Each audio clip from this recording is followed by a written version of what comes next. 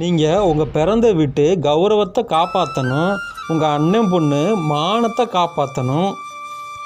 இங்கே அப்பா சொன்ன மாதிரி படித்து கலெக்டர் ஆயிடலாமா, இல்லை இவர் சான்ஸ் கொடுத்தா ஆக்டர் ஆயிடலாமா அப்படின்னு நான் ஃப்யூச்சரை பற்றிலாம் யோசிச்சுட்டு இருந்தேனே, அது கனவாக போச்சே.